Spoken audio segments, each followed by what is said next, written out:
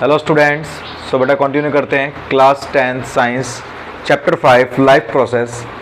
एक बड़ा टॉपिक इसका जिसका नाम है रेस्पिरेशन। तो रेस्पिरेशन जैसे तुम छोटी क्लास से पढ़ते आए हो, तुम्हें नोटिस करा होगा रेस्पिरेशन में हम यही जानते हैं सांस लेना, ब्रीथ करना। लेकिन हम इस क्लास के अंदर आकर देखेंगे रेस्पिरेशन एक बहुत वाइड कंसेप्ट है जो स्टार्ट तो होता है सांस लेने से, लेकिन ख़त्म कहाँ पर होगा? एनर्जी बनने तक। वैसे तो बहुत छोटी सी डेफिनेशन पढ़ेंगे हम इसकी रेस्पिरेशन की, लेकिन प्रोसेस देखो कितना बड़ा है। हमने खाना खाया, डाइजेस्टिव सिस्टम में गया, विलीज के द्वारा एब्जॉर्ब हुआ और उसके अंदर एक पार्ट है जिसका नाम है ग्लूकोज। अब ये ग्लूकोज ब्लड में चला गया विलीज के थ्रू। ऐसे ही हमने सांस ली, रेस्पिरेटरी सिस्टम लंग्स में पहुंचा और लंग से ऑक्सीजन डिफ्यूज़ हो गया ब्लड के अंदर। इसका मतलब ब्लड एक कैरियर है जिसने एक तरफ से क्या लिया? डाइजेस्टिव सिस्टम से ग्लूकोज, और रेस्पिरेटरी सिस्टम से क्या ले लिया? ऑक्सीजन।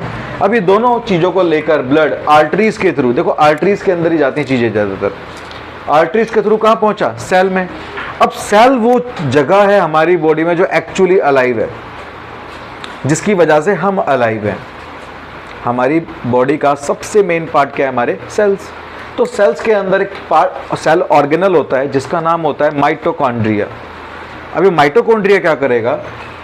इस ऑक्सीजन को इस ग्लूकोज के साथ मिक्सअप करके इसका ऑक्सीडेशन कर देगा, मतलब ऑक्सीडेशन ऑफ ग्लूकोज, और उससे प्रोड्यूस होएगी एनर्जी रिच पैकेट्स। एनर्जी से भरे हुए कुछ पैकेट्स प्रोड्यूस होंगे केमिकल की फॉर्म में, और इसका नाम होता है ATP, adenosine triphosphate.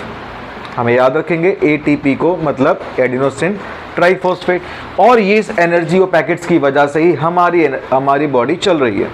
Just like हम हाथ मूव कर रहे हैं अपना, ये किसकी वजह से हो रहा है? एनर्जी से हो रहा है। हम सोच पा रहे हैं, बोल पा रहे हैं, सो पा रहे हैं, जग पा रहे हैं, खाना पचा पा रहे हैं। Everything, every activity of our body is performed by energy, and this energy is produced through this process respiration.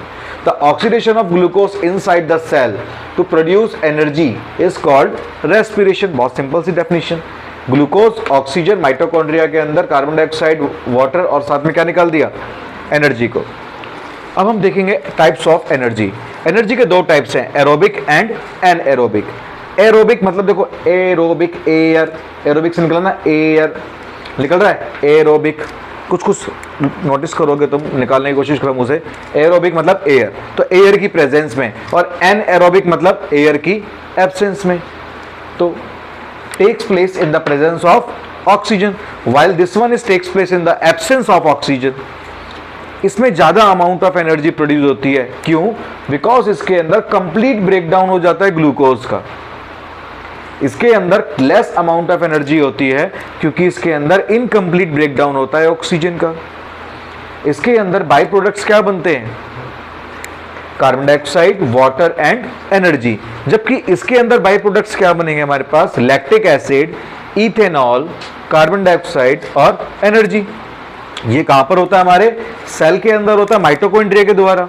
और ये कहां पर होता है? यीस्ट सेल के अंदर। माइक्रो ऑर्गेनिज्म है ना यीस्ट, तो यीस्ट के अंदर, और हमारे मसल सेल्स के अंदर जब हमारी बॉडी में लैक ऑफ ऑक्सीजन हो जाए। ठीक है, आई होप समझ में आया होगा। Thank you.